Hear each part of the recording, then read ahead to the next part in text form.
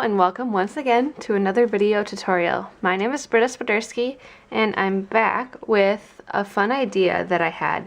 I was going to make this a photo tutorial and then I remembered that once upon a time I did video tutorials and I really have been wanting to make more lately. Just have been busy doing other things. So hopefully eventually I'll have regular video tutorials for you again. But for now, I hope you enjoy this one, and please let me know feedback in the comments below, things you'd like to see, videos you'd like to see, and I'll try to get to as many as I possibly can. So thanks for joining me today. Today we're going to be doing some painting with distress stains. I've been on a distress stain and distress inking in general kick lately, and I wanted to play with these some more, so I decided to show you. This is my chart. It's before the seasonal distress ink colors were added in, so this is about 6 months ago. But it's a really great resource to show you which colors look like what once they're stamped out, and this is directly from the dauber down to the paper. So you can really get an idea of what colors you want to use. Today I want to do something a little bit love themed and do things with the metallic ones at the bottom.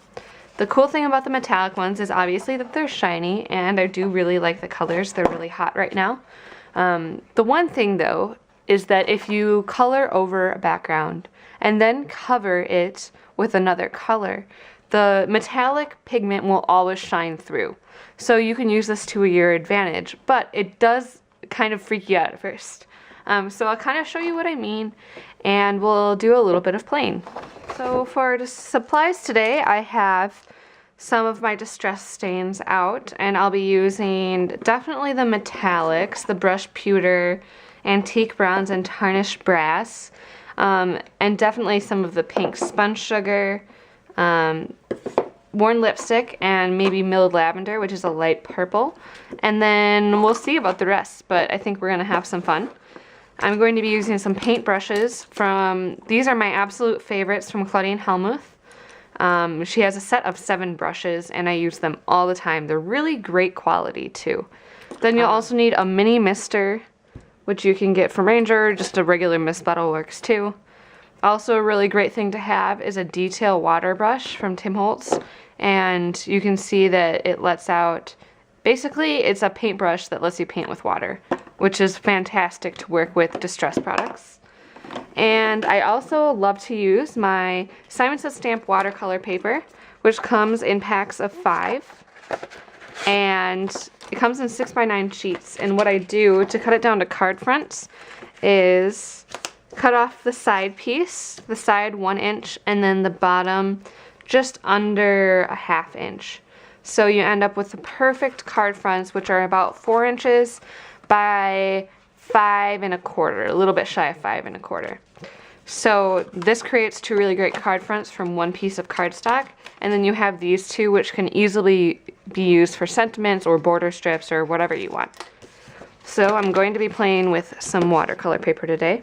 Watercolor paper is really great for using with distress stains because it really keeps the colors vibrant and you never get any warping because of the wetness of the water. You could of course use regular cardstock, but you're going to need to let it dry for a little bit longer and be more careful with it. This, you can really kind of make it, you can play with it for longer without making the paper pill or anything like that. It's meant to be used with water. So I highly recommend this cardstock. You can check out the links for all of these supplies over on my blog post at brittaswiderski.com. The link will be in the description with this video. Also, you will be able to see the link of the supply list that I have where you can go and you can purchase all of these or just find information about the products that I'm using in this video. And this is true for almost all my videos. So make sure you check out that in the description below. So I'm going to start out by painting. And my first background is going to be,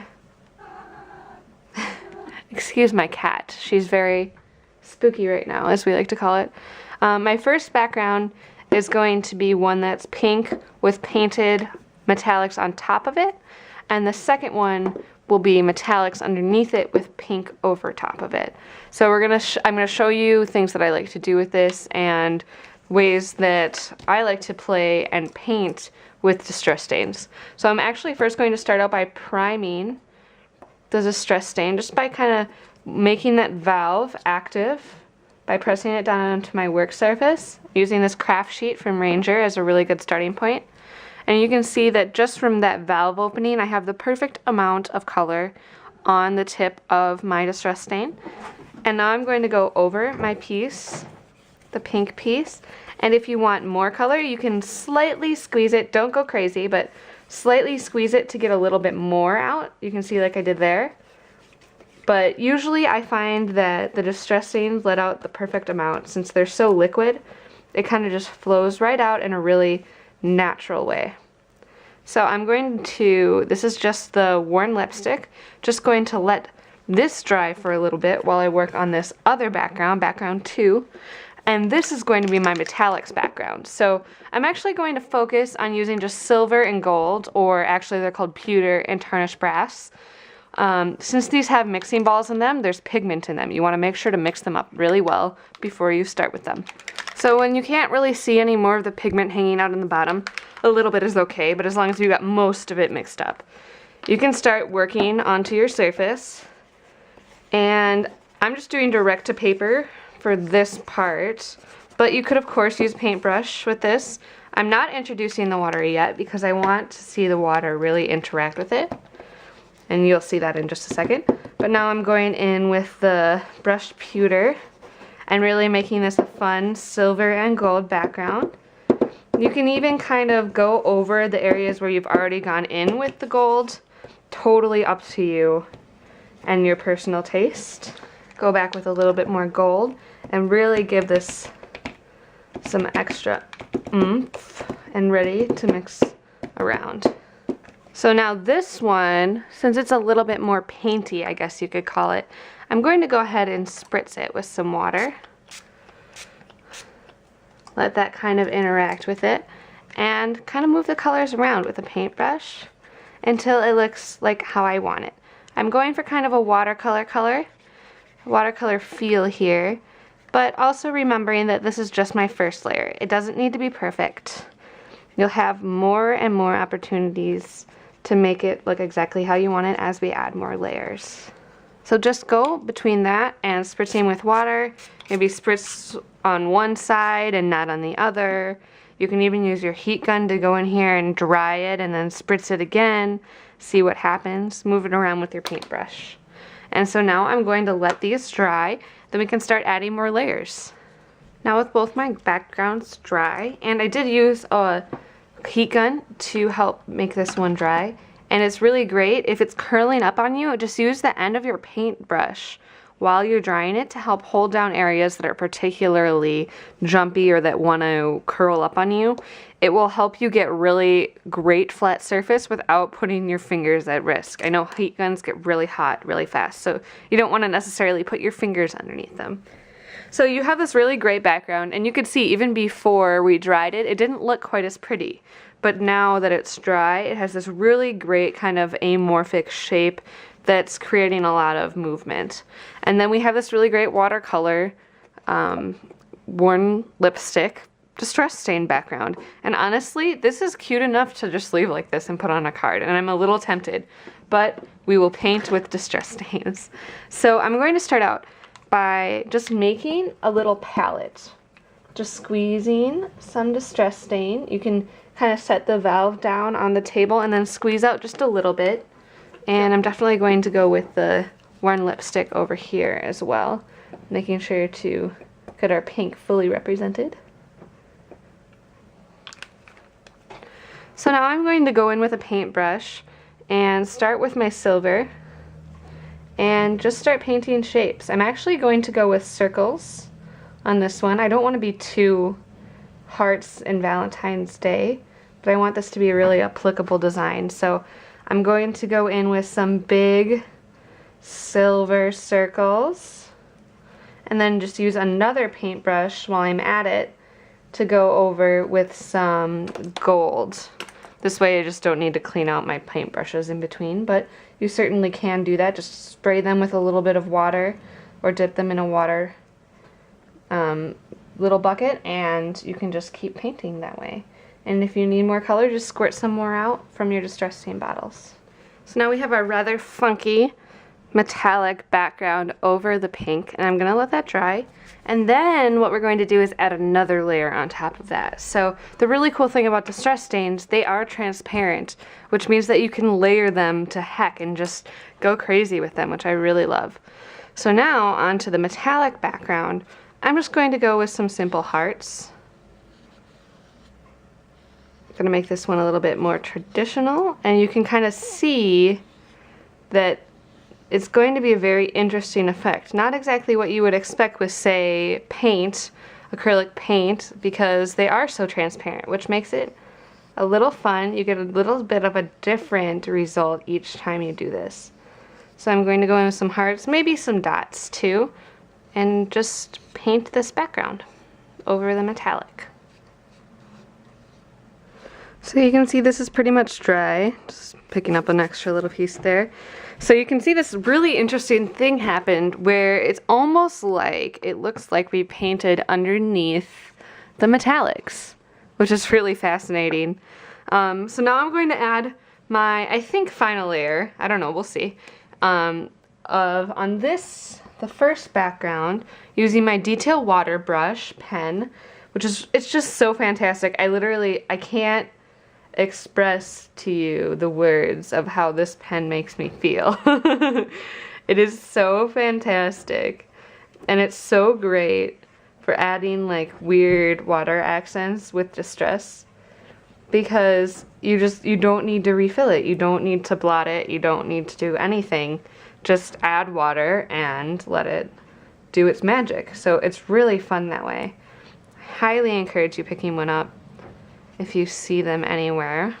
It's a little bit of an investment, like $10 MSRP, but it's a lot of fun. It's totally worth it, I promise.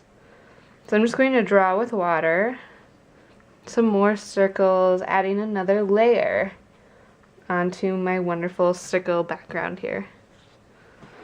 And then while that's drying and kind of setting up, we'll see what happens over there, because it kind of changes over time while it dries, especially while the water interacts.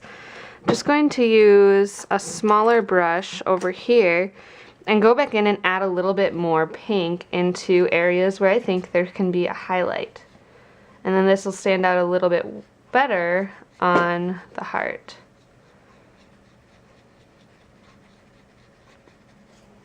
Alright, so this background is pretty much done. I love it just the way it is with the hearts and everything.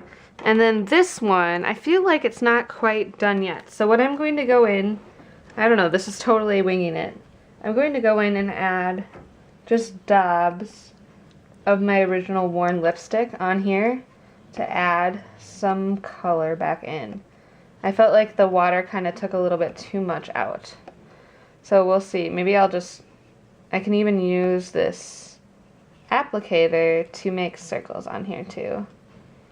So just kind of add in more circles. So I added some of that pink back in. Now it's looking a lot more where I want it, a lot more watercolor and consistent. So we have the light pinks, the regular pinks, and then the pink I just added in, which is really fantastic. Now I think for my final little layer here, I'm going to add some Picket Fence, which is a transparent ink. It goes on opaque though, so keep that in mind. And I'm going to go in with a paintbrush and actually add in circles just drawn on like this around the card. And this will add my final layer of circles. And I'm really excited. This is going to look really fantastic. It also kind of picks the color up underneath it. So you're going to have this really fun interactive effect. All your layers are interacting with one another. Now that I have that layer on, and I dried it a little bit with a heat gun so you can really see what it looks like, I love it. I love that this overarching pattern really brings everything together and brings in those circles. Really fantastic. I'm going to show you how I've been cleaning up my work surface. Just use a wet wipe or a baby wipe, and it has alcohol in it, so it helps really break down even the dried distress stains, because water will make them run around, and of course you can just use water to clean it up. but I like baby wipes because it really helps clean up the surface and get it off really quickly. And then I just go over with an old t-shirt to make sure my surface is nice and dry before I put my project back down. So you can see my final results here with my wonderful distress stains and painting using these Claudine Hellmuth brushes and just various colors of distress stain to create these wonderful, happy, lovey backgrounds. So I'll put a picture of the finished cards at the end of this video so you can see those, and I'll have more details on how I finish those up over on my blog at BrittaSwiderski.com. But thank you so much for joining me for this video tutorial today, and I hope to be back with more very soon. Thanks so much for watching, and I'll catch you again next time.